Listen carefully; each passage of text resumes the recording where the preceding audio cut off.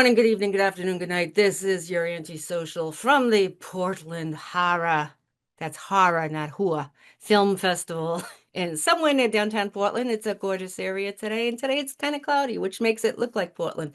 Today, we have somebody who is not only a wicked smart writer, because she is also in the past a lawyer and even smarter than that, she escaped being a lawyer. Miss Karen Lamb. Howdy.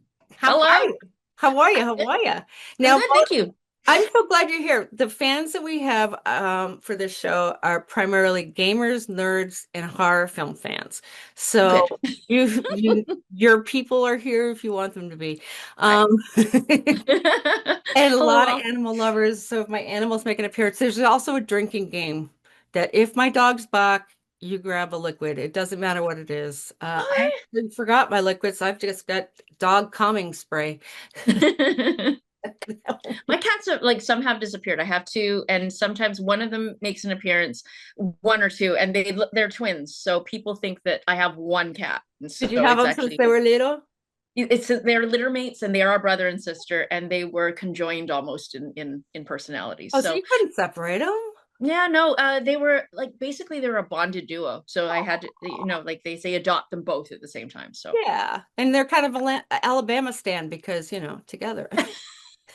it was one of them went into she went into heat early, and I thought I was gonna have incest babies, so it was not. It's a bad. It was like I was like Egyptians did it, but I did not actually want extra kin, so Little I took hairless the cats and, mm, 74 I like kind of like the 74 toe cats. yeah, missing teeth, all that. I just didn't want it to go there. When they start walking and go, mommy, meow.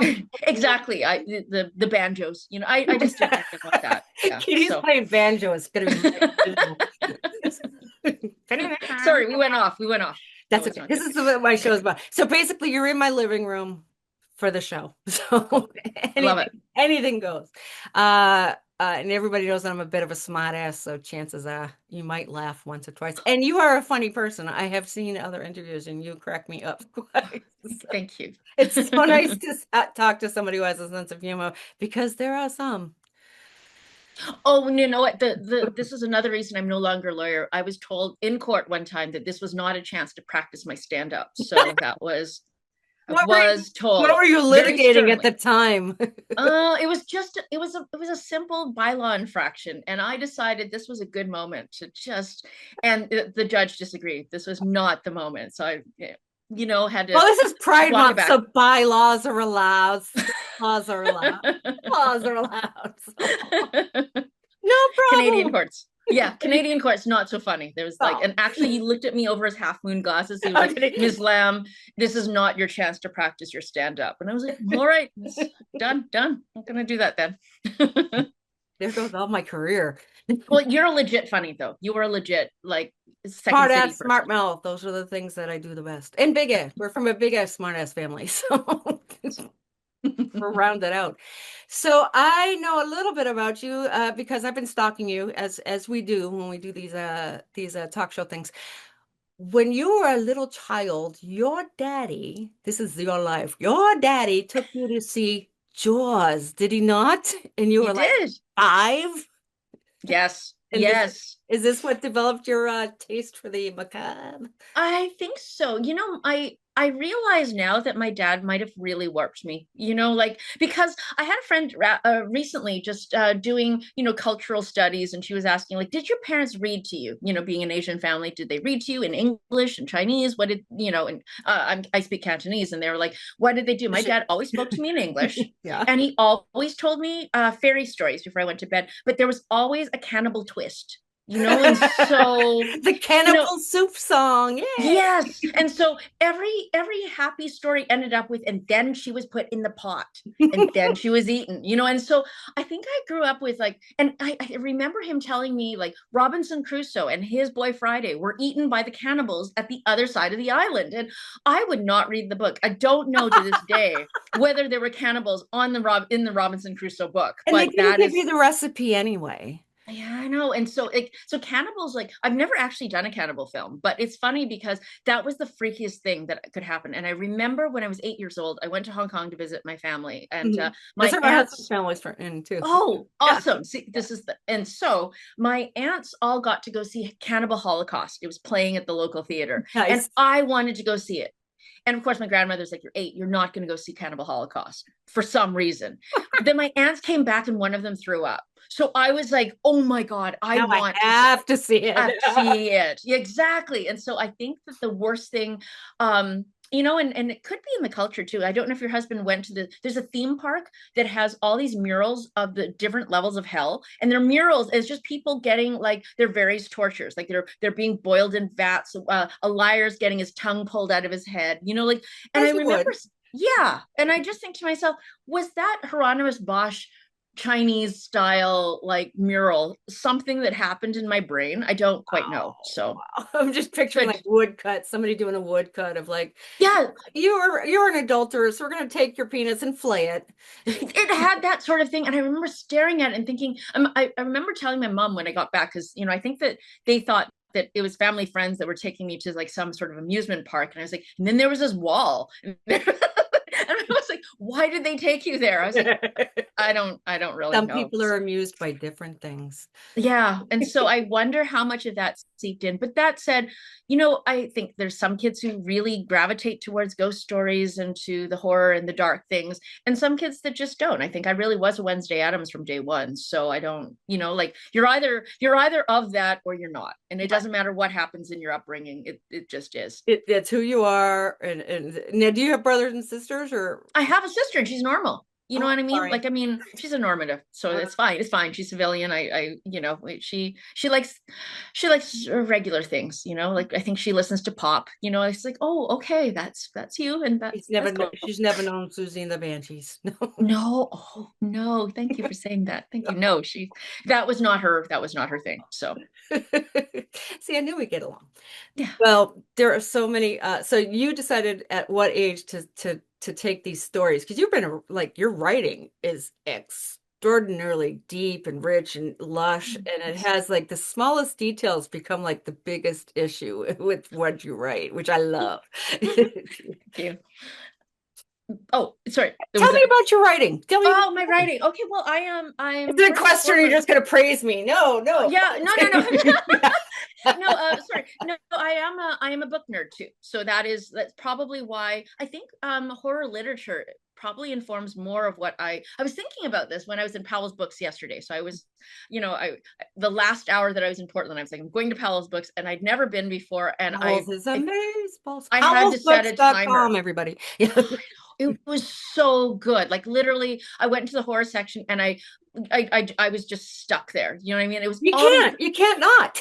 Yeah, I got a bunch of. I love short horror stories, and so Ellen Datlow, anything Ellen Datlow edits, I am there for. And I was looking for Lovecraft and his monsters. Like, so I was looking for that one. I had it on audio book, and I wanted the hard copy because I wanted to keep going back to it. And then I picked up a few other ones. And so, but it's always literature first and artwork. So I love surreal, pop surrealist So you art. said I picked up. Hieronymus Bosch for sure. So, Yes, absolutely. And I picked up a new Mark Ryden book, and so it was like, oh, so it was like, and then of course I picked up an Edward Gorey coloring book because you got to you do have that. to. Are you into Robert Williams? Have you seen any Robert Williams work? I have not. Write his name, not Robin, Okay, Robert. Robert. Robert Williams. Yes. Okay, got it. He has all his pieces have an academic title, a common title, and the title he really wanted to give it.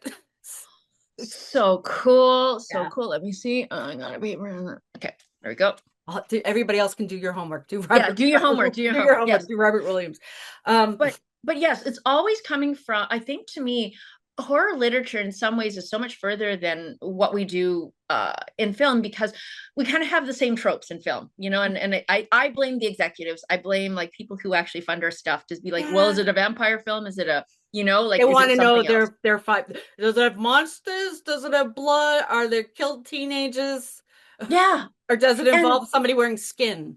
Yeah, and Yeah. I always want new monsters, and I want new mythologies, and I want new, just new ideas, and they're You want all out Pan's there. Labyrinth popping out. Like Guillermo Yes, del Toro yes, pops out with some incredible stuff.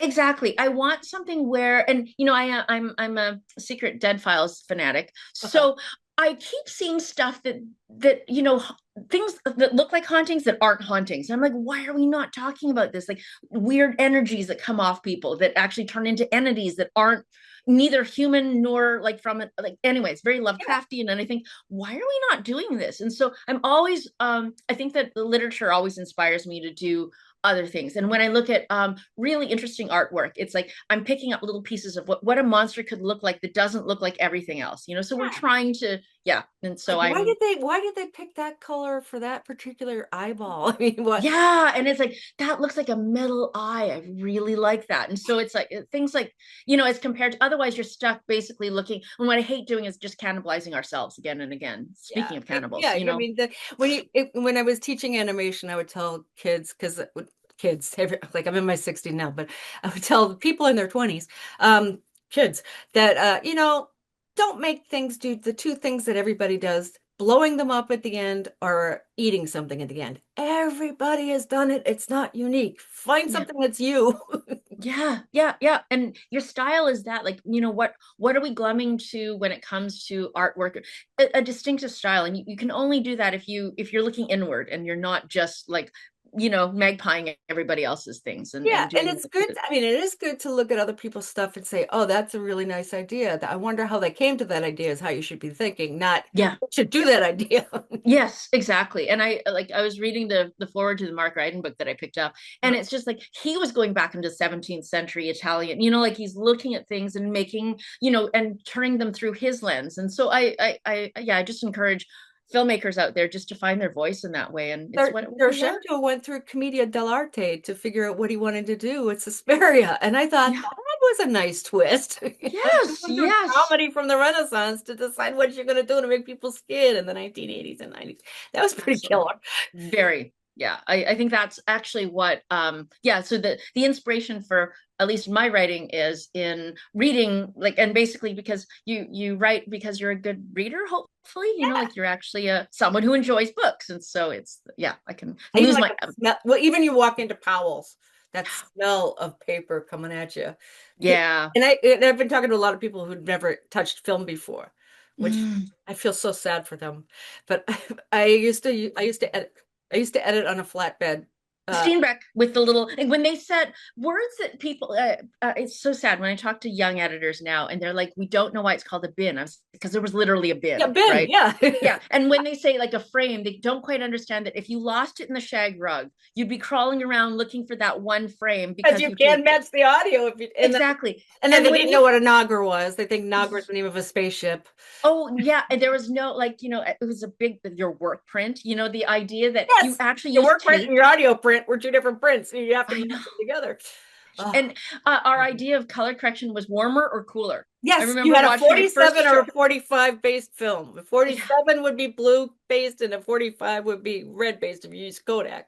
you I just was a one or film the other. librarian for an effects company. So, You get it, you get it. yeah. So it's like, so we were part of that transitional, I guess, generation where things went from analog to digital. And I remember just like, again, the hand wound Bolexes and developing film On the in the bathtub smell. with, yes, the chemicals. Yes. Chemicals. I mean, that explains a lot. Maybe it's the inhalation of various chemicals, but It's there not was a lot of horror, you chemicals. just messed up. That's it. Yeah, and now we're like, okay, people don't know what a bleach bypass is. All those Right. like optical printing, all. Anyway, film is You film. used to take like film and found footage or whatever and just draw on it or take a pen and scratch stuff out. Because Yes, that's how we first learned special effects when we were kids. That's exactly what we did. I did. I remember taking a course, and I did a scratch animation. And it was these, I think it was kind of Lynchian. I scratched in the soundtrack was a heartbeat. And it was these dancing sperm. That's all I could do with my X-Acto knife because I'm not, I'm not that able. So I had these dancing sperm and they sort of formed into an egg and then they'd split apart and stuff and it had this heartbeat sort of thing. And yeah, and it took me, I think, 48 hours to scratch 15 seconds, Yeah. because it was like, that's And now 24 they do it with frames. a 1 minute render. And it's like, oh man. Yeah, like It's not they the did not same. have X-Acto knife burns from, scraping. So I would sit in that Symbolics computer lab when we finally got computer animation, and it would take, we had maybe, we worked on one of the films I worked on. We had this one scene that was supposed to be about 8 minutes total, and it took a week for every like 10 seconds to render. And trying to explain that to somebody, it's like, what are you talking about? Yeah, no, 4 yeah. minutes. Well, like we probably both still get triggered when you hear the sound of the connection to the Yes.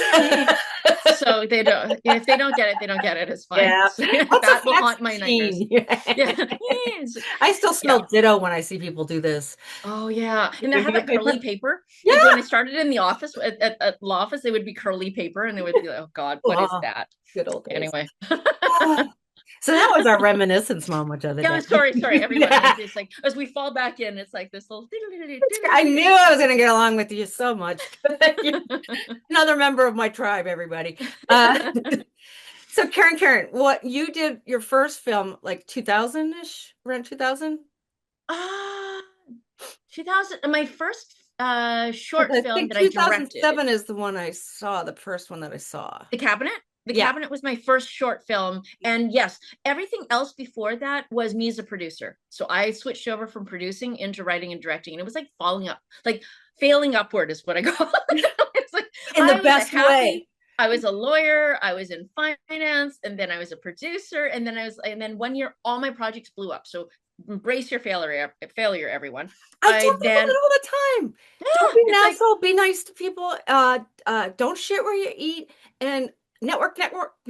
And for Pete's sake, every time you screw up, that's something new to bring to the table later on. it's the Pee Wee Herman. You go over the handlebars and you go, ta-da, I meant to do that. And so my whole career is ta-da, that was it. I meant to do that. And so, yeah, so 2006 was my first writing and directing. That was The Cabinet. And it was sort of a modern version of Bluebeard. So right then and there, I was like, yeah, I love my mythology. I love my fairy tales. I am a book nerd at heart. So it's always going to be Edgar Allan Poe. It's going to be like just the Victorian Gothic I've always loved. Very So cool. it's And part of it. there's so many women writers that people don't know about. When I think about, I mean, the history of Frankenstein. I mean, there's so God, many. yes. There. Yeah, you're 18 and you actually beat out like basically everyone that weekend to have this piece of work that literally transcends like yeah, it's like, and it was on a dare, like you know what I Yeah. mean, like you're bored, there's the volcanoes are happening and you're like, yeah, let's just write some Yeah, ghost for those who stories. are unaware of this story, during the Enlightenment age, there was about 7 or 8 really kind of well-known poets and writers who were kind of hanging out because they couldn't go anywhere because these volcanoes were happening in Iceland, much like they happened in the 2000s. So what they did was they hung out together and decided to give themselves a Namo weekend of just writing. And Frankenstein came from this, Mhm. and Yeah. just amazing piece of writing.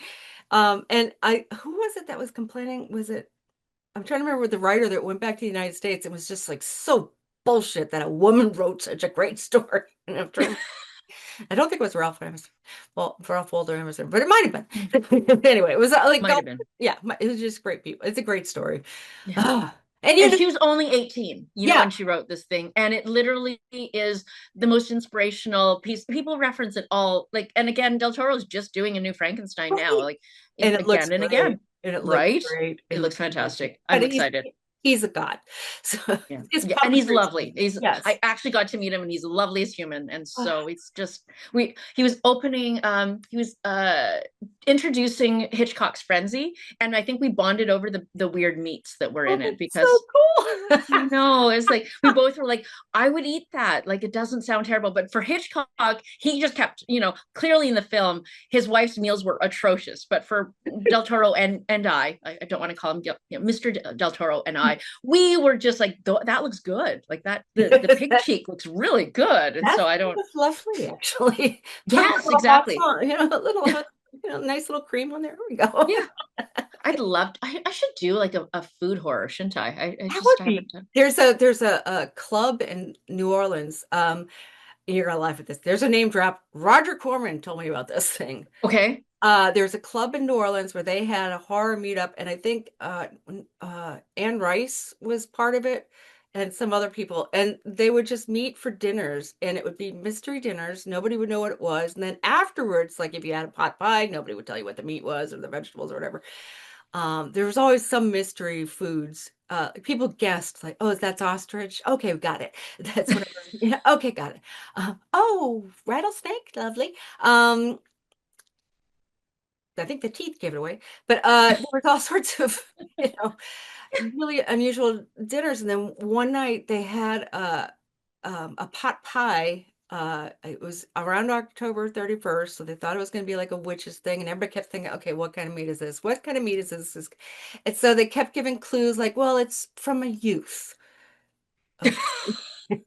A young human or a young whatever. I just kept going on and on. It turned out to be like veal, but whatever it was, it ended up being like everybody was convinced they were eating human meat by the end of the Oh, meal. that's hilarious. Like a Sweeney Todd, like, sort of pot pie, right? It's Yeah, like, yeah, yeah. yeah. Meet the boys from London. They're very nice. You should try it. It's so lovely.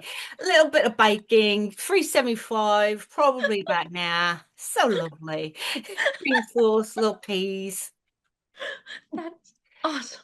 Guinness? Y- Well, yes. Sorry, I think I could just have you do basically voice, like I just love all you do accents. I do. I do. I That's grew up with awesome. a very, I have a very international world around me. I grew up in a Lebanese, Italian, Irish neighborhood.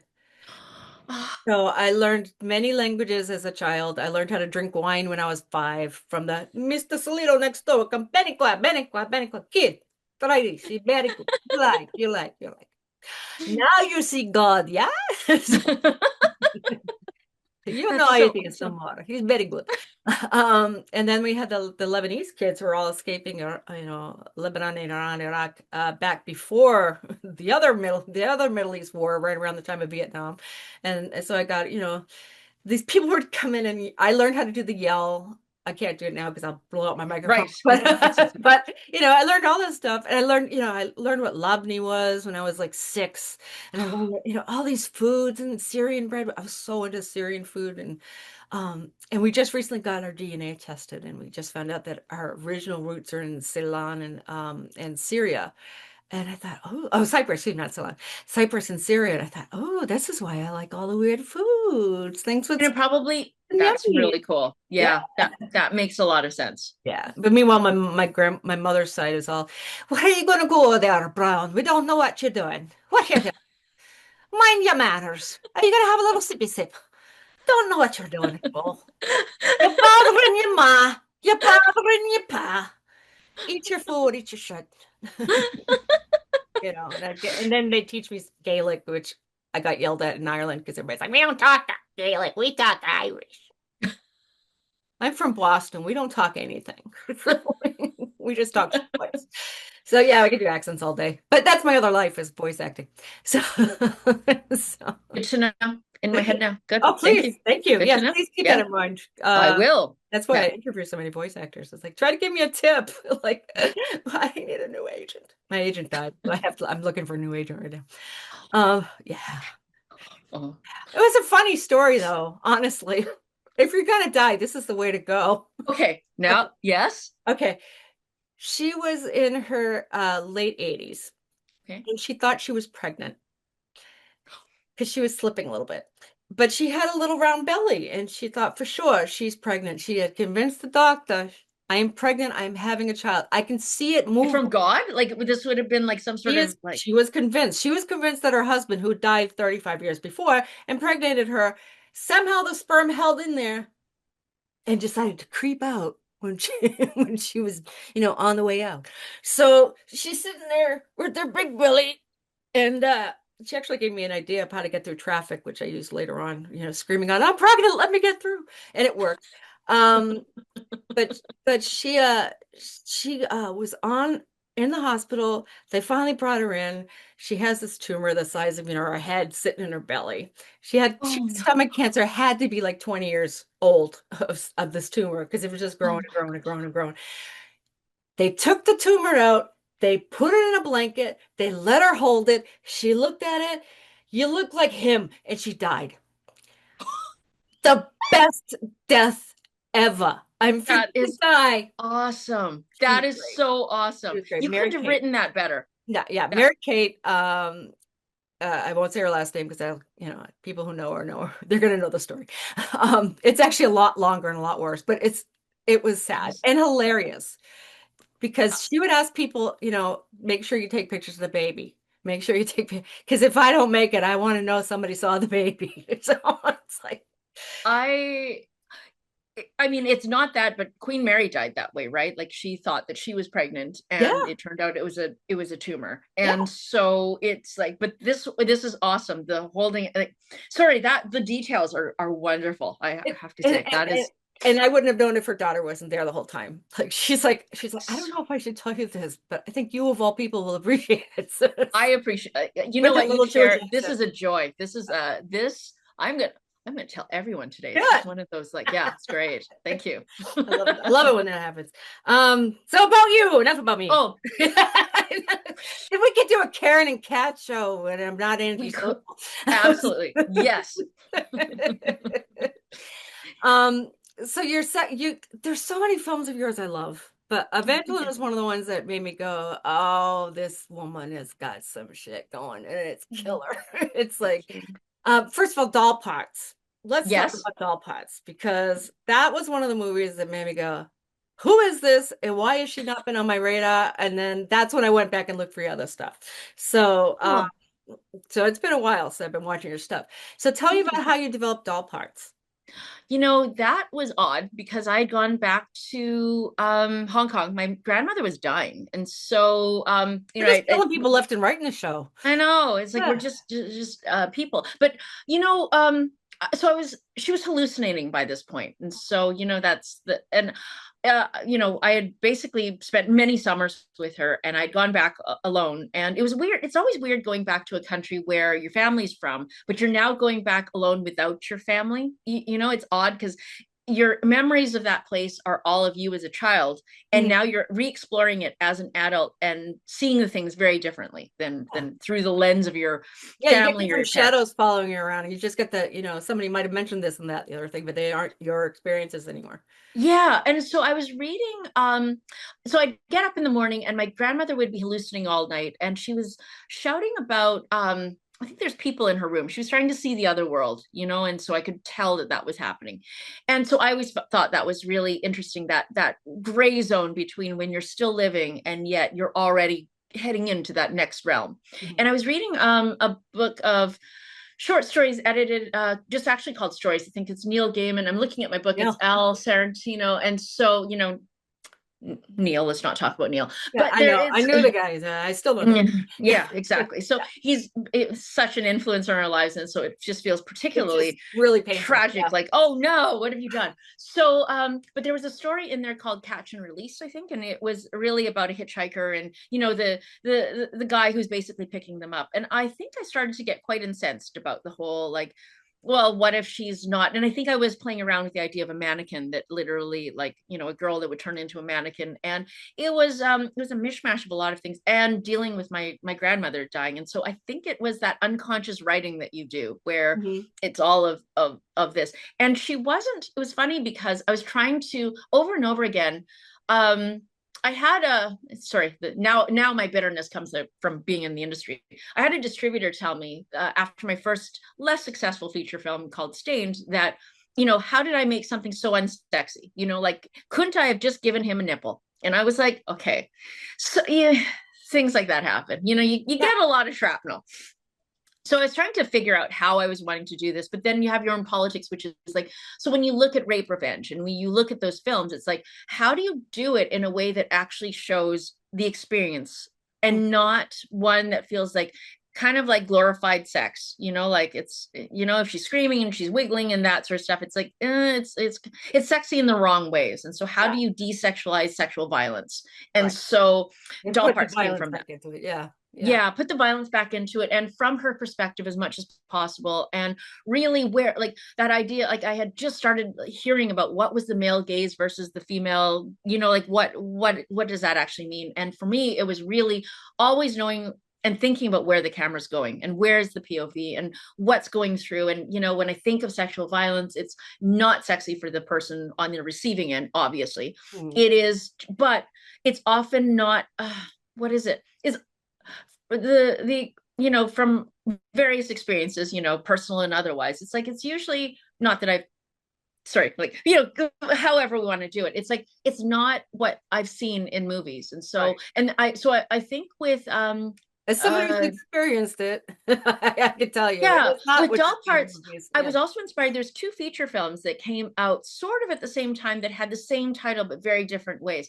Mhm. Did you see Dead Girl? There I was did. one, Yes. and it was a Australian director, and it was like a series of short films or shorter things with Toni Collette, and they're each segments of what happens when you find a dead body. Who was she? Like she's the very last segment, but there was the Yeah. stranger who finds a part of her, and it was so beautifully done. And then there was another film that came out also called Dead Girl, but it was Mhm. about this dead body that these guys find and they just start raping it, and then it comes to life, and then it basically, so it's a Oh, it's like weird back. autopsy. It's very similar to autopsy that way. Yeah. Yeah, and so it had that, like they had gone in and she's this beautiful woman and she's dead, and it's in an old hospital, I think, an abandoned hospital, and they just start raping her, and of course she turns into the undead, and that. So I think I had these two movies in my head along with my grandmother's experience plus these, like everything swirling around. And so from Doll Parts, the first foray into it was Doll Parts, Mhm. and then from then I wrote Evangeline based on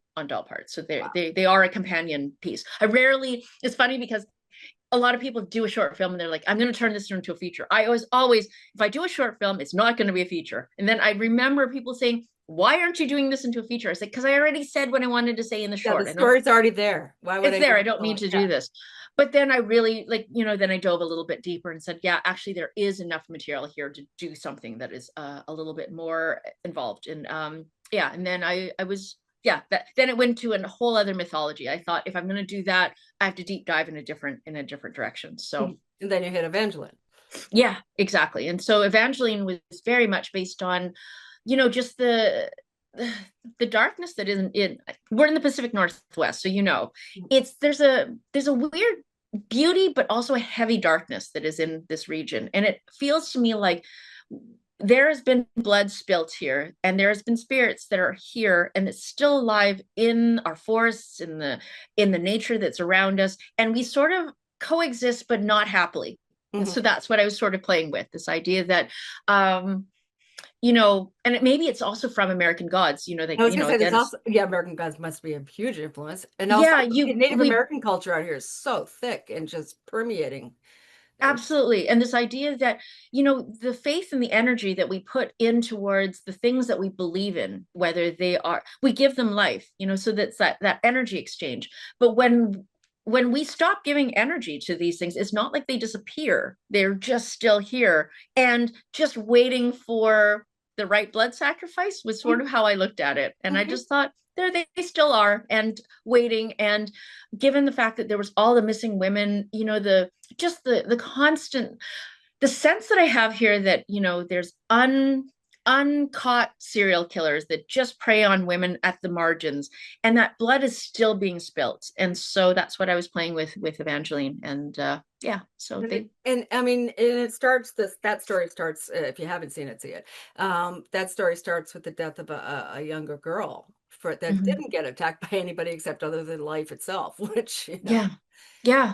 which And so it's a great way to start that movie. It's because thank you. and she also got attacked by life herself, but in a whole different way. Yeah. And so, I mean, I'm always, I guess to me, world religion and faith in a really, like, again, not through the institutional religion, but just Yeah. the idea of human faith has been a huge component in most of my work, I would say. That's what I'm going back to again and again, which is just this, the sense that there is this spiritual world around us, and we just sort of go through our lives, but there is a big component that I think that's what we're really searching for right now. And All I think that around. all my lights behind my head and Exactly. Yeah, No. it's a constant like, oh God, how witchy and how woo have I actually gone? You know, I'm not. If you catch me hugging a tree, please shoot me immediately. You know, like it's like if I walk by this woman, like I'm in Vancouver, like Canada, of course, and she was holding the tree and her eyes were shut and bless, you know what I mean? I don't want to be that woman. You know, like I felt like we made eye contact and I was like, oh no, that like if I'm not careful, that will be me hugging a tree deeply, you know, and All I I keep thinking again, is my dog just peed here and I'm hiding this spot. I'm standing right here. Exactly. And she had her face nestled right into into the trunk. And I was like, oh no, I've interrupted something and I'm a little uncomfortable. I So love anyway, nature, but I don't love nature. yes, there's a, you know, like I like the concept of walking through sand, but then it's in my sheets and it's up my butt crack. And I'm like, why did I do this? Was this Yeah. such a good idea? It's It's hard to turn everywhere. into a Play-Doh toy with, the Yeah. vajayjay on the beach. Yep.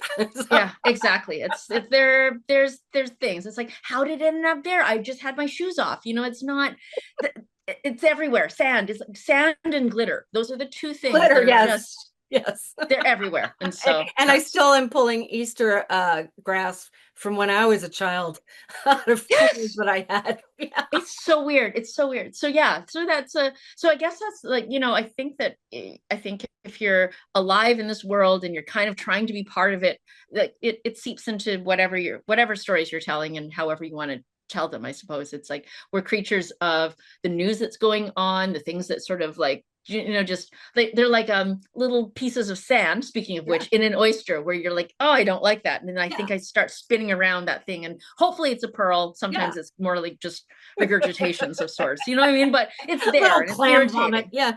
Yeah, it's either going to be a pearl or a hairball. I don't That's know right. that's coming up, right? And if you step on it, it's definitely a hairball. So, Yeah, it's absolutely, it's wet and it's cold and yeah. it's Says all the or cat hard. owners. Yeah, Yeah. one or it's a terrible thing. So That's so cool. Well, one of the things that I am notorious for not giving away spoilers for the newest stuff, and I'm not going to give away awesome. a spoiler for this at all. However, the lighting in your films has always struck me as a character in your films. Oh, okay. Um, whether the scene is just, Evangeline by herself, wearing a dress or sitting by herself in a big room, or whether it's, in dull parts where somebody's just moving a little to the left or a little to the right. I can't remember what scene in Evangeline you had Richard Hammond. Richard Hammond? Yeah, that's his name. Yeah, He looks like Robert Pattinson, and I keep thinking that he now. does. It's creepy. He Those seem looks to be less like brothers. him now. He's older and he's like, you know who he's going to look like? I told him that, like he's going to turn into Christopher Walken. Oh, if he He's can going to be dance, that. great. Because I watched Deliverance and not was it not Deliverance? Sorry, I was watching was Deer Hunter, Oh, dear and Hunter. Oh, yes. yes, Oh, and in the yeah. roulette scene, and I was like, Richard, you're going to turn into. I know it now. He's got the big eyes, like young Does have Christopher hard hair. Walken had the big wide eyes and the Yes. little rosebud mouth, Yes. and And he looked like a I little think angel. he did. Yeah. And now he's Christopher Walken, Yeah, with the and big eyes and the I the meant Betty it Davis thing absolutely. going. Yeah. And Yeah. I did mean it absolutely as a compliment. It's just that I think Richard's going to like he's going to get more interesting as he ages. Yeah. And that's the thing about men is like they're allowed to do that. Screw that shit, man. I'm gonna be looking like this because my great girl gonna look like this, and No, I'm fine now. And then at some point, I've gone to Chinatown. I'm going to be 4 feet 11, and I'm going to get bob, and I'm going to have gold teeth, and I'm going to have a basket. I you got to know have what these my future is. glasses, and you got Yeah, to have the wiggle, and you got to yeah. do the Tai And Chi in the morning, oh uh, yeah, oh out of the God, I have to park. be in the park Yeah, doing my you got to go to the slow park Tai and do Chi. Tai Chi. I have seen my future. God, I and yeah, we're fine, we're fine, we're fine, and then we're not. And Then we're then we're just not. raisins. We're My not. my Yeah. husband's dad is 96 years old Is this he year. a raisin yet? Is he like? Is he? Is He still looks like he's in his 70s, which I gotta say, oh pretty damn good. But he's a volleyball coach and has been since 1971, brought Title IX to the United States. Um, cool. and but the guy still every day has to walk, has to walk, has to walk. Except now we're getting reports. I walked, then I fell down and hurt my head. And then I walked, and it's like, No, we're no, like, no. oh my God, oh my God. And he's like, I'm fine. Yeah. Like now you don't want him to walking around with one of those crash helmets on. You know what I mean? It's like, oh no, just don't hit your head, whatever We're you just gonna do. get him a big pillow to put around his backside so he doesn't land too hard. Don't break the hip. We'll never see you again. I know. It's like that. Yeah, again, there are worries. I'm like, next thing you know, I'm doing my breathing exercises and Tai Chi on the beach, and you'll When you you heard it start here doing your first. Kegels, that's when you Yeah. know. Just saying. That's Makes you a awesome. little taller in your tush too. Works for me. I'm like, As oh, 5'2", from 5'3", I can attest. oh my So God, we're like seriously, we're gonna be under we're definitely gonna be under 5 feet at some point. You've seen it. You've seen it. yeah, it's kind of Mm. weird. Yeah. But anyway, okay, back to Mm. Mrs. Chang's teeth. Yes, yes. Costumes gorgeous. Lighting again. Lighting is a character. I'm trying to see what notes I wrote down that I'm allowed to say. I can't say that. I can't say that. What do Um, you okay, what do you mean by lighting as a character? Now I'm curious because I don't you know, you don't analyze your own work at all. Like you just when any of the lead characters walks into a room, mm. in one part, the very start of the film, that's the only thing I'll give away, is that there are four girls in a line. The very start of the film, you have this light that is really kind of darker than you would expect. You are brought into the scene knowing this is going to be dark.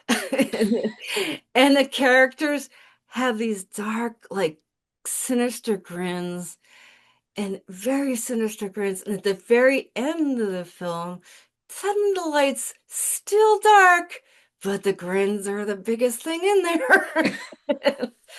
And the light makes that happen. It's not even the camera's doing some work, but that lighting is just like feeding the hell out of that scene, and it makes it even more horrifying than you would Thank you. normally think. Thank Uh, you. and the same thing with Evangeline. I just picture, the one scene where she's sitting on the bus, and things are going by her, and her eyes are kind of following them as they go by her. The light just stays so flat until you see this one thing, and then all of a sudden her light in her eyes changes, and you Oh just, yeah. that was a character right there. That light Oh, is saying, "Watch me."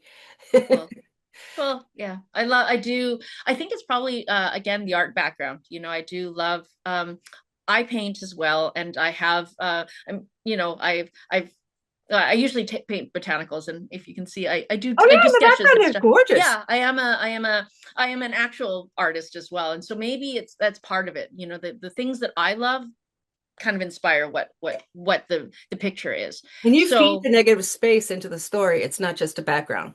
yeah, it's probably like that composition of things, and you know the inspiration for Mrs. Chang's smile and stuff is actually Alice in Wonderland's Cheshire Cat. I was So I do, wondering.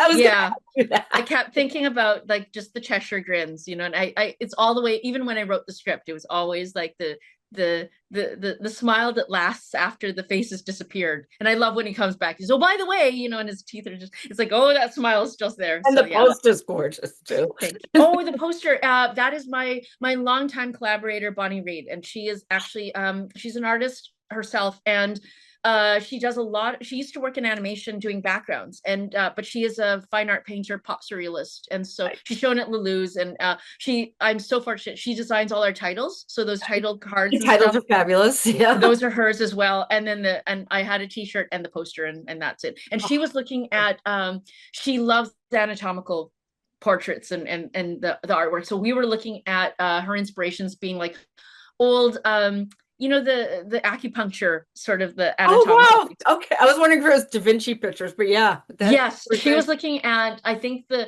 you know, when you had the body and it's like all your humors and where you're supposed to yes. poke the needle, Yes. that And was like it. when you Like, feel your head and the yeah, yeah, yeah. and so it was very much looking at Chronology the and those, yeah, the big posters you see at the foot massage places and at yeah. acupuncture offices, you know, where they show the human The and all suction the cups and the thing and then where you poke and where the yeah. exactly. Yeah, yeah, yeah. So There's so much there's that one I'm not even going to talk about the character, but there's a character in there that is unforgettable, and I think he's on the screen less than a minute total. His face. So that's all I'm going to say. So, but he's yes. unforgettable. You will have nightmares. That's awesome. You know, the cool thing about him is that this is his first film, and he actually has a background in singing Peking opera.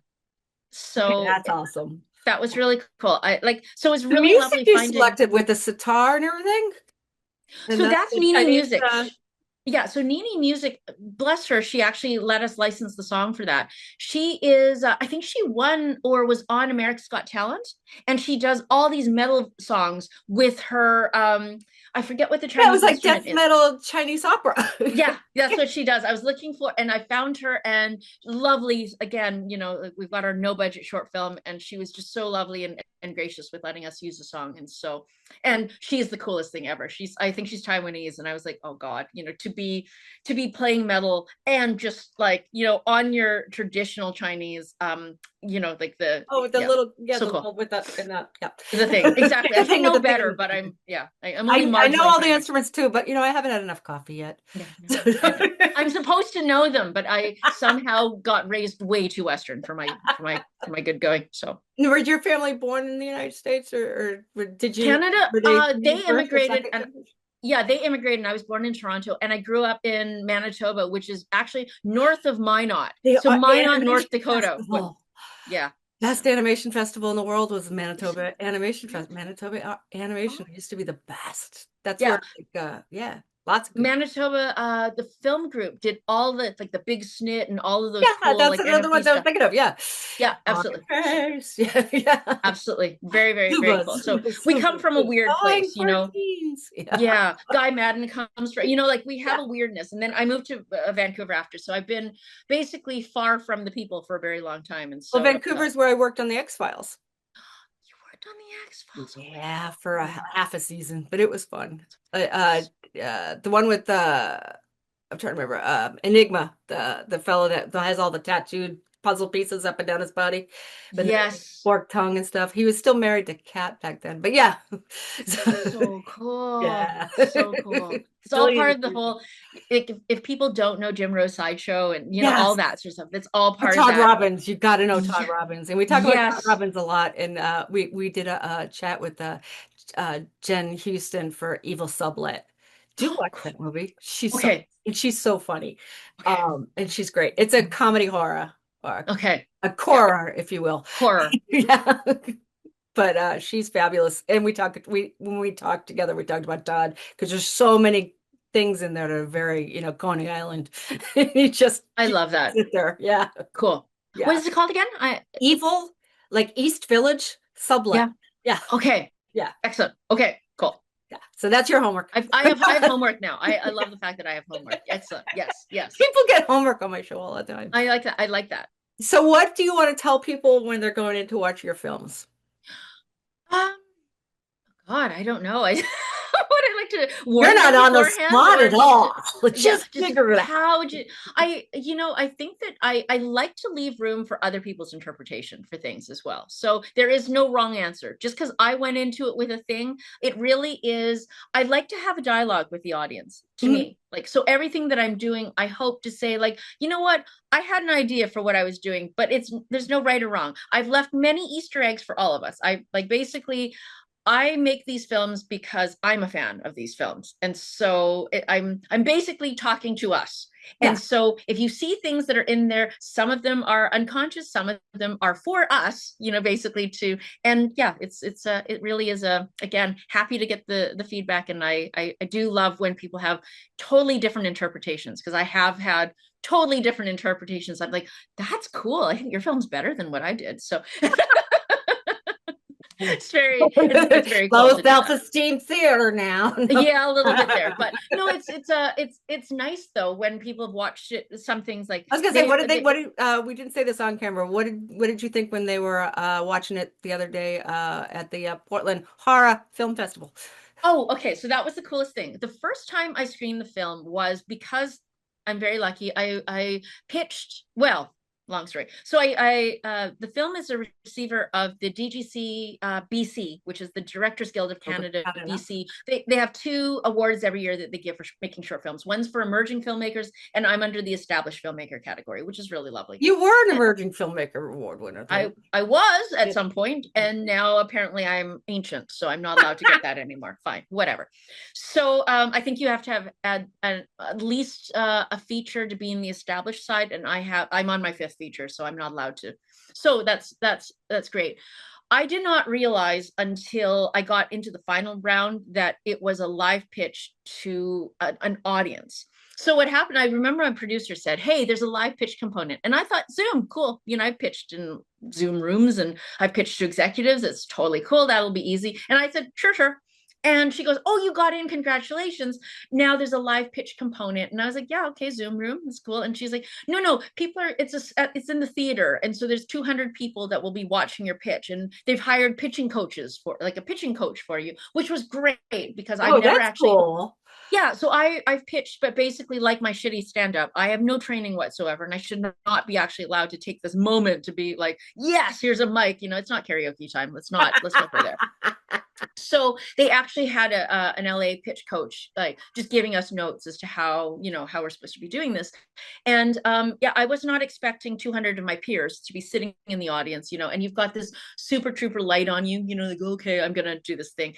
But it was it so then luckily I won that. So that meant that I had, I think, 30,000 Canadian, which is like $5 American. And You can go to get a they Big gave me Mac. facility, yeah, so they had facilities and services, and altogether the package was a really, again, a really generous package from our industry overall. So, you know, if you were to look at the industry stat, like if they were charging industry rates, that's 100K in services and stuff. So it was a really, we never get that. Like literally, I'm usually on my charge card and like, you know, an iPhone, you know what I mean? We do the best we can. Yeah, yeah. So this one really felt like, oh, I could actually, you know, run real auditions, and, you know, and I really wanted to go outside of the usual people that, like, I tend to basically, I have my favorite actors in the world, Of course. and I will write things for them because I love working with them, and it feels to me like we should have our own studio system, and I really love supporting and finding new talent if I can, Sure. you know. And so You this have your time I own was like, repertory company that way. Yeah.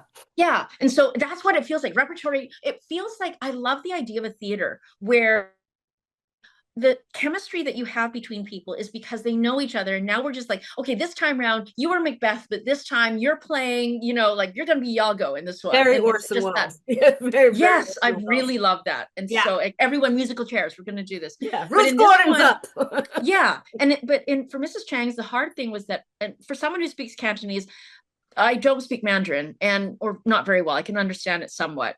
Mhm. But I basically had all the actors who I actually did not know prior to this do an English audition, but also whatever dialect they wanted to. That was their, what Yeah, their there's comfort zone the was. one scene with the three women on the staircase. They definitely have different accents Yes. in different areas, Yeah. And so and I I picked sort that of, up right away. yeah, and they do. One's Cantonese and like one's Shanghainese, like her Mandarin is Shanghainese, and the other one is like you know, kind of your basic, more basic Mandarin. And what was really cool was that what I noticed was that the English auditions were so different than the dialect auditions, whatever they were comfortable with.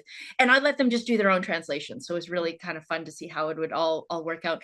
And it was so, like, it was interesting when you realize what language does to your performance as an actor. I learned a lot. I forgot to mention that. So when I was watching it with the audience, they asked, "What did I learn?" And I said, my cheeky answer was, "Please direct it in a language you actually speak, you know, would be great." So that was, but I did learn a lot. Like, and you know, the more I think about it, it's like the fact that letting people express their artistry in the language that makes sense for them Mhm. really changes performance, you know. And I just thought, oh, I had never seen that before. And yeah, it was cool to, you know, basically to see actors that had, you know, come to Canada that were really like, they might have had huge careers in Yeah, in the old world, and then yeah. they're here and they're doing these smaller roles. And I just thought, oh wow, that is, I have you friends know, from Korea that are coming to the United States now to work that we're doing great in Korea.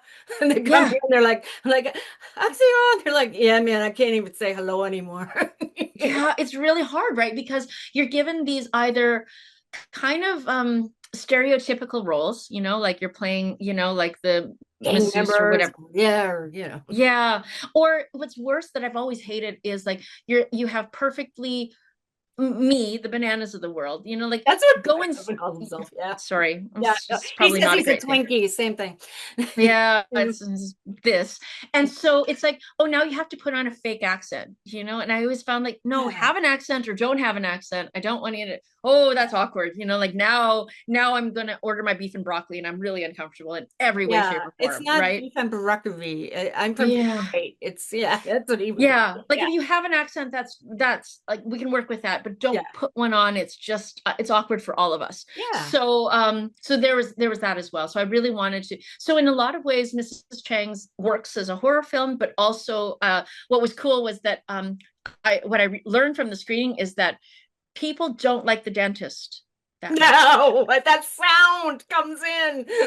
Oh my Yeah, God.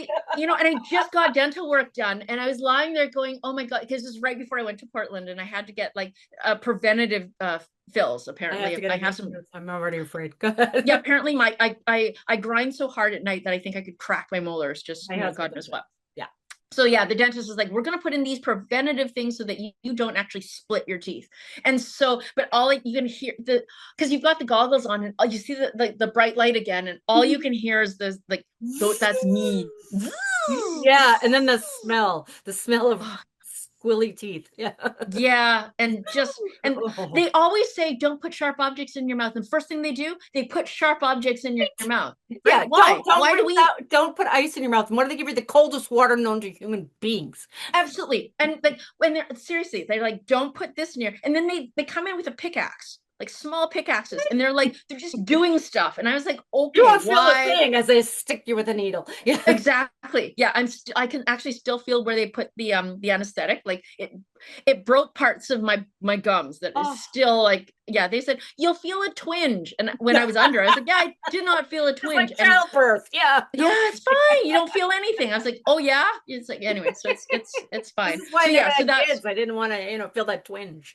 yeah. So I think what my favorite thing and watching it in front of a like an actual like us audience is that I got all the I love the groans. I do love the oh God. Like if I hear an oh God from one of us, I feel Yeah. good. Like Yeah. whereas if I hear an oh God from a civilian, I'm like, yeah, well, you can't watch anything. You know what I mean? Yeah, Like exactly. you're Rudolph the Red-Nosed Reindeer gives you nightmares. yeah, exactly. Oh, which was a long story saying that I actually had to show it first in front of the civilian audience, and there was actually people left, and I was like, yes, That's I made the normies left, so I was yeah. I was, I was quite happy about that. But then I realized that in our audience, people like there was a woman who left behind me because I think that she knew what was coming and she did not. That was not for her. But the people who stayed, I was like, you're we're here Yeah. together, and I Yeah. love that. We will So yeah, share this experience as yeah, we and go so. together.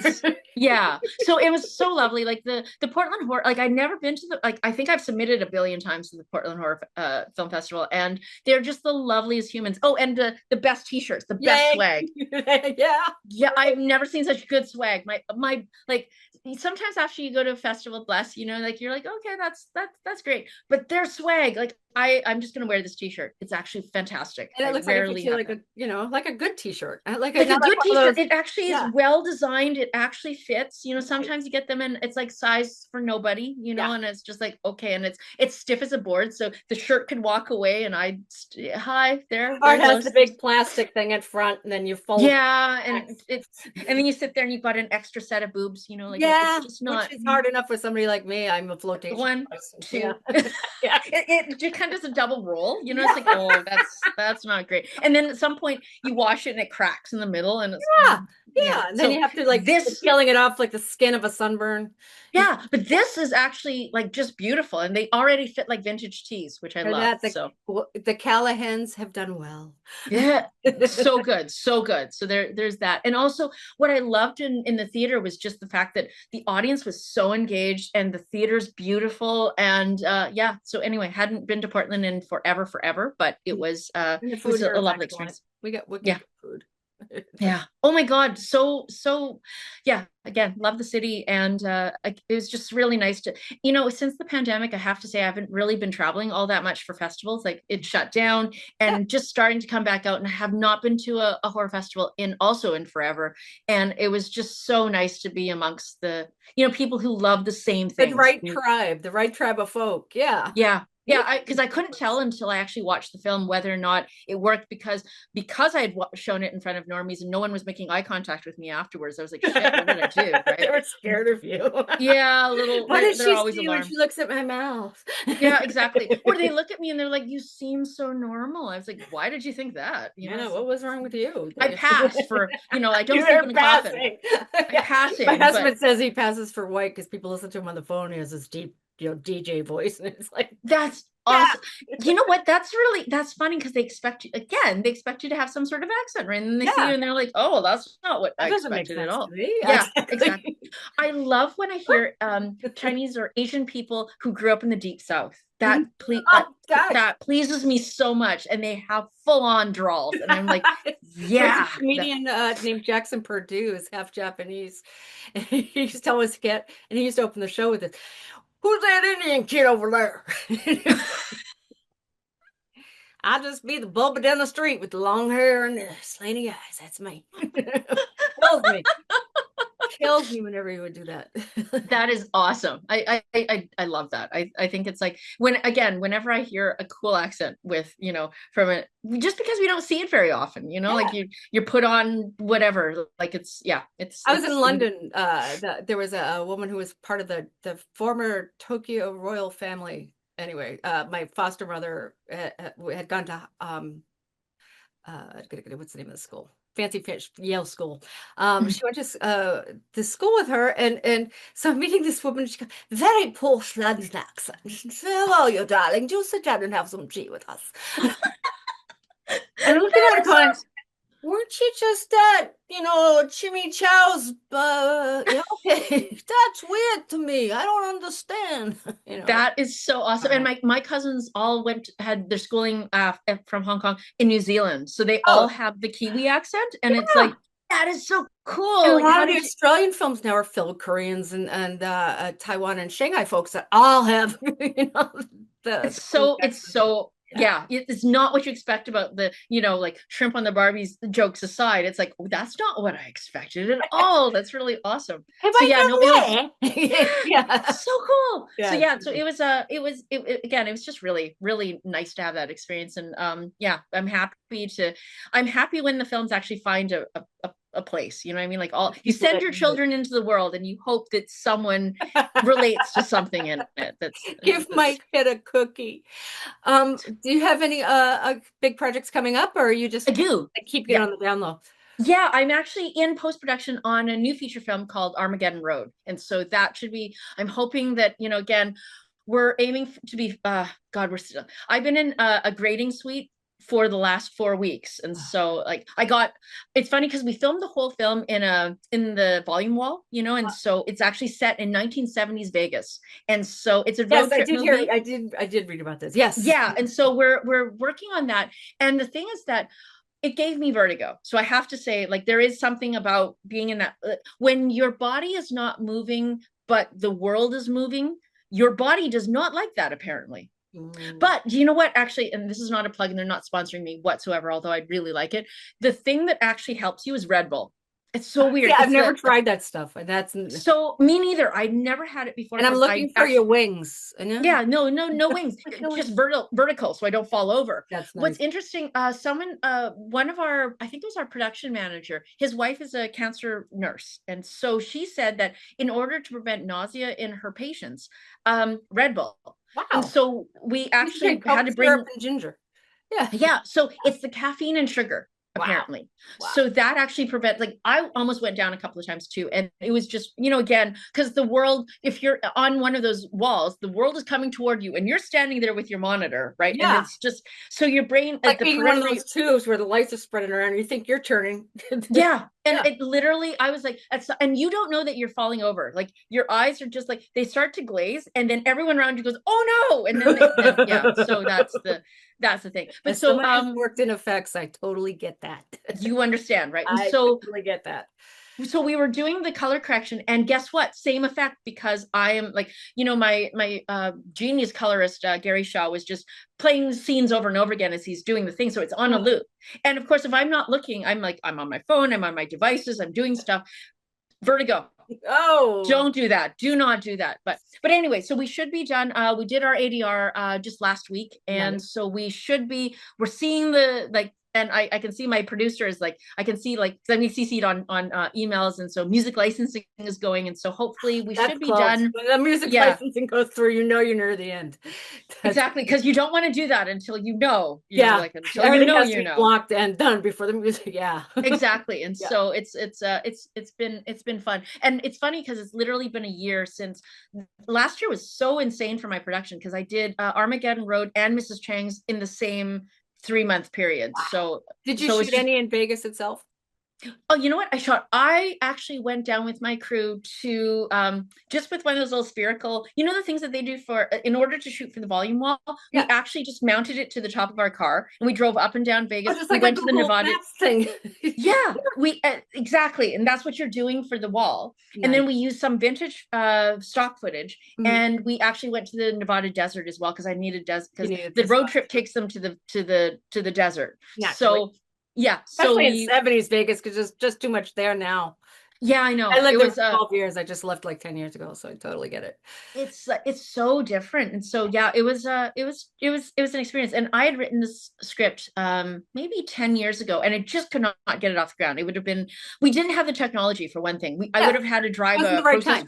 Yeah, wrong time. And now that the world is in flames, apparently Armageddon, like it went from this thing is not moving to all of a sudden everything started moving. And I was like, Everybody whoa, wants to talk about Armageddon now. I wonder why. yeah, it's We're getting when the close world to is it. when the world is alight. It's like it's funny because when I wrote it, it felt out of time. Like you know what I mean?